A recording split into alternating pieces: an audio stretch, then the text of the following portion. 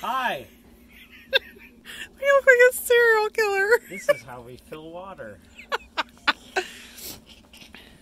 So we got these 2 barrels here, and they hold about, what, 70 gallons or so. So we filled them up, and then we're going to pump it into here. We built this to keep our water from freezing.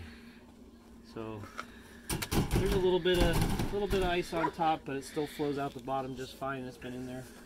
It's been cold. I put a heat lamp in there, and it kind of, you can see it down under there. There's a little 40-watt heat lamp under there that stays on all the time, and then if we have to, we can drop a tank de-icer down into it. So let's turn it on and pump it. All right. I'm trying to show them this. This is what we're using. We're using one of these submersible pumps. And we're running this off of our batteries right now. So we'll see how that goes.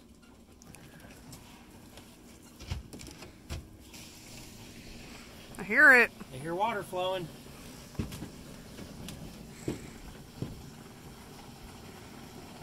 The more water you have in there, the harder it is for it to freeze. Because water's like a big thermal battery. And tell me about this box. Well, I just kind of jerry-rigged it together, and I built it out of 4x4 posts and 2x4s, notched the corners, and then it's got 2 inches of foam board insulation on the interior all the way around. It's fairly airtight, pretty darn airtight other than the door opening slightly. And it's all R10. Roof, sides, floor, door, everything's R10.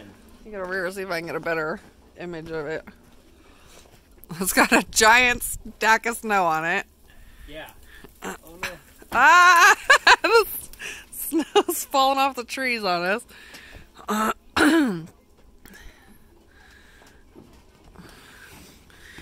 Mike needs to put some stuff away.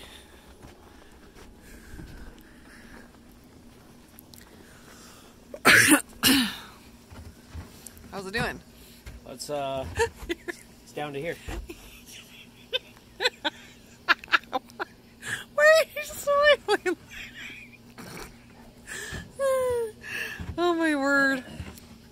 So that's how we fill our water. Yep. And then what do we do after it goes in there? We drain the hose as much as we can, pull the pump out, and I keep the pump inside so it doesn't freeze up on us. Well, but I mean, once it's in there, then what do we do with it? Oh, yeah. How do we get it out? Yeah. Well, in the summer and spring, I'm hoping to hook up a hose to this with a line running over to the RV so that you can use it as like a water supply. You can literally pump it right into the sink. But right now, we just use this guy right here. It's a little adapter and a hose, and we fill our water jugs with it. Because we were going to town every day. Every day. And we were filling up how many gallons in town? We could only do about 28 gallons at a time maximum. That's if all the bottles were empty at 39 cents a gallon. Yeah. Which we estimated came out to, what, 300? Well, we use about 20 gallons of water a day. So if you take 20 times 39 cents and then times that by 30, yeah, it comes out to over $300 a month. Yeah. So this is much cheaper. Well, it's free other than we had to buy a trailer, and we had to buy that tote, and I had to build this thing. And anybody who wants to joke around and say that living off grid is cheaper than living on grid, maybe eventually it is, but not right away.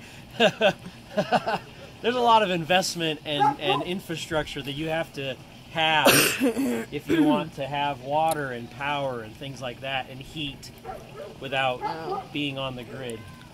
I think that's important because a lot of people go, well, one day I'm just going to live off grid, or if crap hits the fan, I'm just going to live off grid. There's a lot of stuff you have to do to live off grid. It doesn't just happen overnight. How much do we have in all this, and just to have this water now? We have $100 so in the tote. What were those, 20 bucks or something, or 14? I think they were 15, I think, because they were on sale. In those barrels. We got $70 in the submersible pump. We probably got $100 into this thing.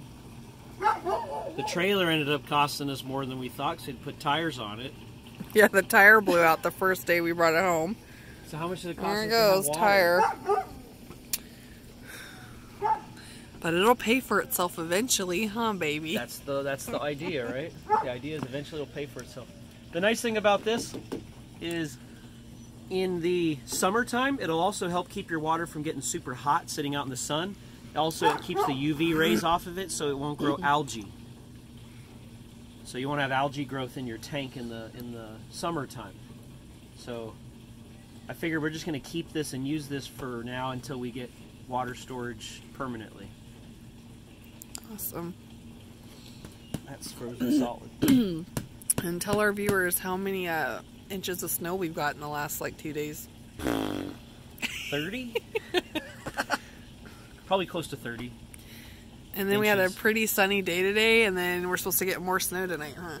Yes, we're supposed to get another 2 inches tonight, and then another like 4 inches tomorrow. Ooh. On top of the shed over there. Golly, that's so thick. That's about halfway. So it works pretty quick, huh? Yeah, that's a decent little. I mean, you can buy heavier duty pumps too. Yeah. Let me see what it's doing. Let me see what it's pulling off of our battery bank, so I can tell you that. How about that? So this is a little. I think it's a 1/8 horsepower. It's the smallest pump they have. So right now we're pulling 425 watts. 34 amps at 12 volts, and that includes our fridge is probably running and a few other things. So it's that's probably a couple hundred watts right there, 200 watts maybe. So according to our thing right now, we're at 90% state of charge, and we could do this for another 5 hours if we had to, without any generator or anything like that. So it's not bad. So you can run this off. You can run this setup off grid without, much. Take a look here. I think when we started, it was like right here. So yeah, I'm hoping this takes us almost to full. Pretty close, anyways. I'm hoping this takes us up to 250 gallons or so. Like I said, the more water in there, the more thermal mass, the harder it is for it to freeze. And it's a freezing. I think I checked, it was 21 degrees right now. Excuse me.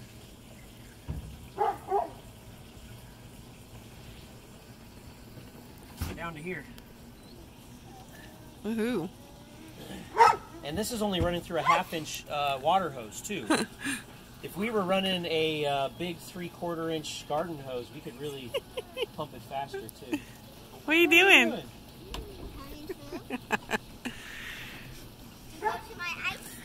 It was actually really hard to get the trailer in here. Yeah, I can bet. Ooh, don't do that.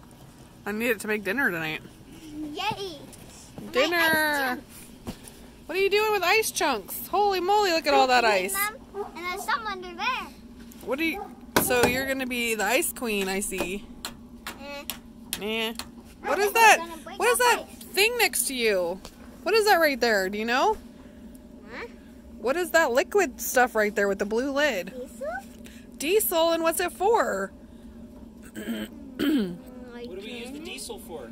Generator? No, not the generator. What keeps you warm at night? Heater? The heater. It's a diesel heater. There's the exhaust for it right there. And there's exhaust right there. Maybe you shouldn't play right next to the exhaust, honey. It's a very small amount of exhaust. Well, it's not really on anyway with the fire going. Alright. You want to say anything else? If you have any suggestions, tips, tricks, or questions, I guess let me know. I probably won't have time to answer it. Otherwise, this is Native Grounds Homestead. Loud dancing.